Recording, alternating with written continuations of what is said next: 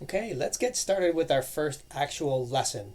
So there's a few points that I want to highlight and underline and get you guys comfortable with so that we can actually start building stuff when we get into the lab. There's a lot of things we need to know beforehand to begin. So here's just a bullet point of the 3 things that I really want to cover.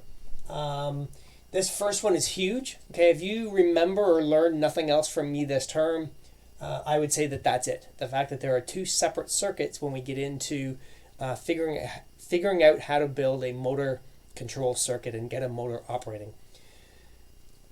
If I get into this and the conversation becomes really long, I think probably I will break the video off there, and there will actually end up being 2 videos to watch. This might take an awful long time to cover the conversation, and so then a separate video for the next 2 just to break things up. We'll see how carried away I get when we get into the conversation. But I've highlighted it here. Let me underline it one more time. There are 2 completely separate circuits involved in controlling and operating a motor. More to come. The other things I want to talk about, there are 3 types of diagrams. We're going to have to learn what these diagrams are, what they look like, what information they provide us with. We're going to have to not only be able to read a diagram, but create a diagram. So we're going to talk about those details. And then within the diagrams, there are numbering systems and label systems. And so we're going to take a closer look at that too and make sure we get all the right details in all the right places. Okay, so there's the bullet point. That's what we're going to cover.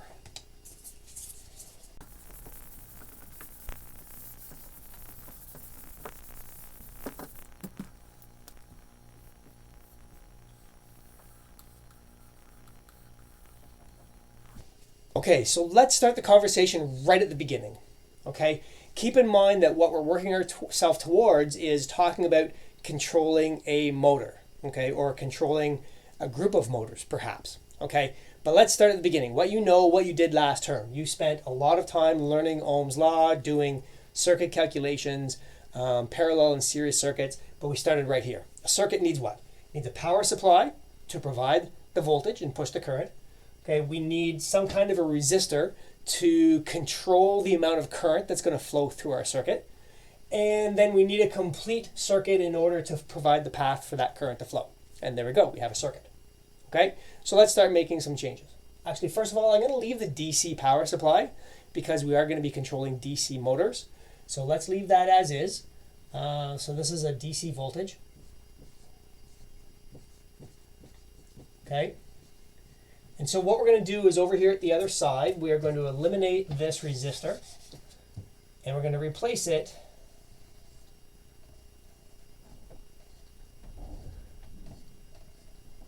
with a DC motor. Okay, so there we have it.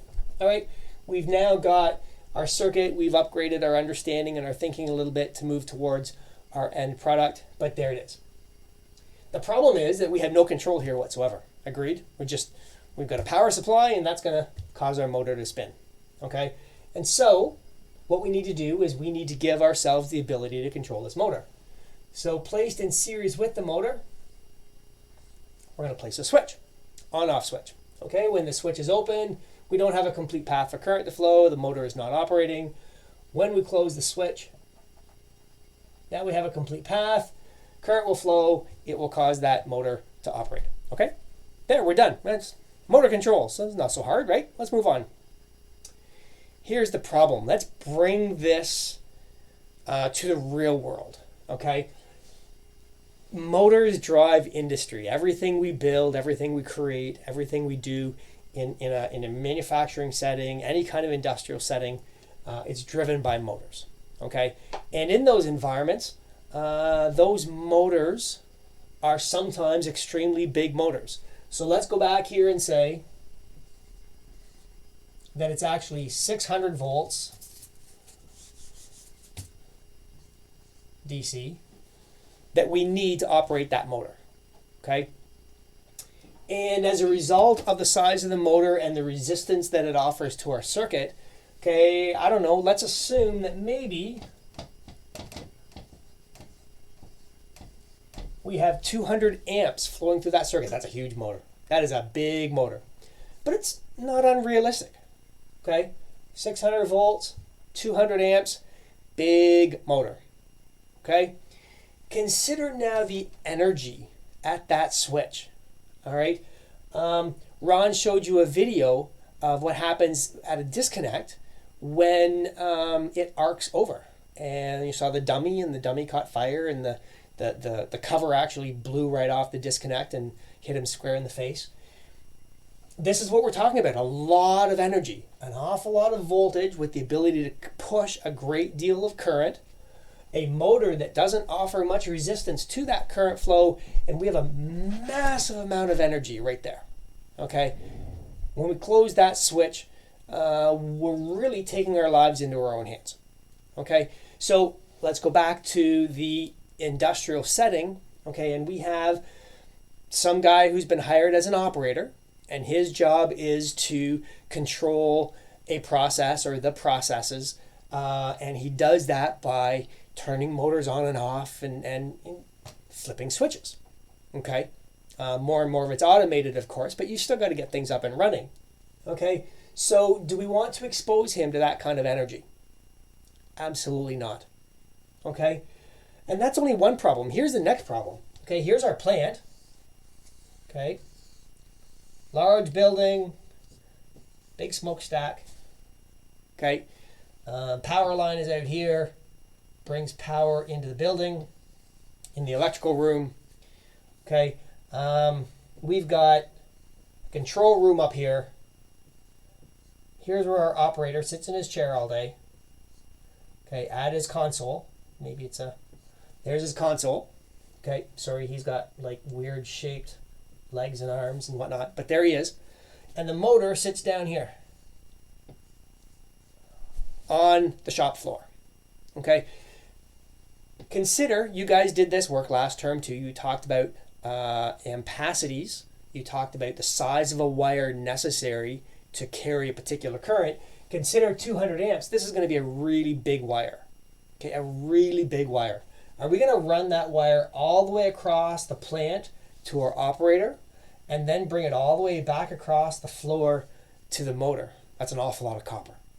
Okay, and that's just for one motor. Consider there's hundreds of motors in that building.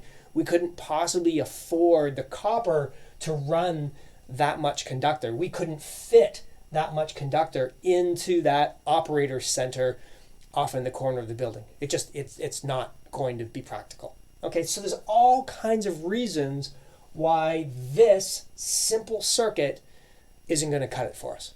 Okay, it's just not going to work. Okay, so we need to eliminate this great big wire here.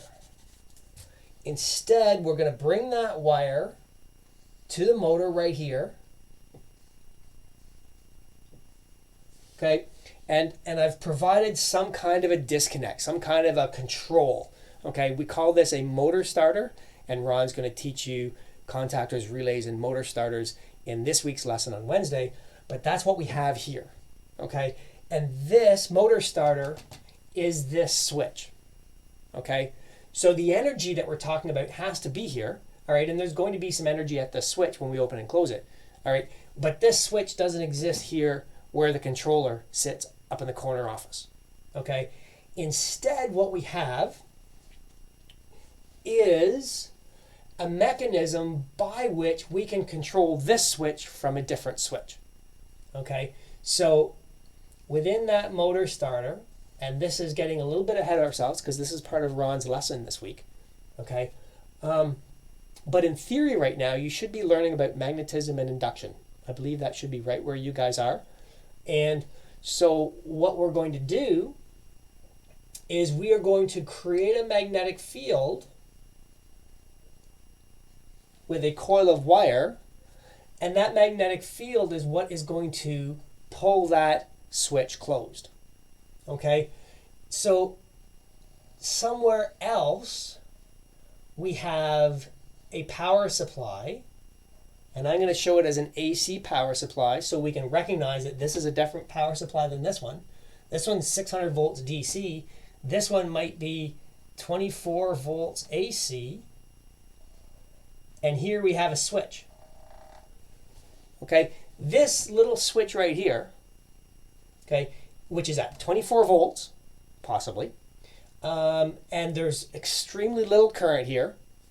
This little switch is what we have up here in our control office. So up here, so we do have wires running across the building, okay, but they're very, very small wires because they're very low voltages, very low currents, and we can run a string of those across the building. And so up here, he's got access to buttons and switches and indicator lights, and he's feeding information across the floor right here, creating this circuit. I can close this circuit, get some current flowing there. A little bit of current flowing through that coil is enough to create a magnetic field to pull that contact closed, and that's what's going to allow the motor to operate. So there we have it, 2 separate circuits. Okay, this circuit, the big circuit, and I'm going to change colors. The main circuit right here that we're looking at, which is what actually powers the motor, is called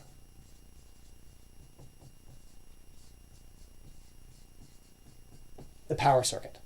Okay, this little circuit in here,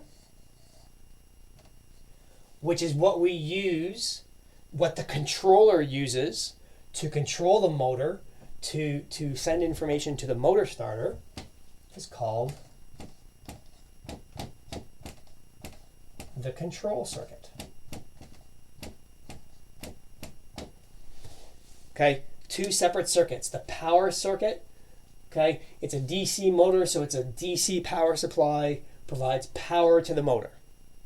Okay, but the control circuit is a much lower voltage, maybe, not necessarily, okay, but generally speaking, while we're envisioning the reason for this, a much lower voltage, much smaller circuit, and this is our control circuit. This is how we control the motor. This is where the decision making takes place, when to turn it on, when to turn it off, when to make it go backwards, whatever kind of controls might be necessary for that motor within that process.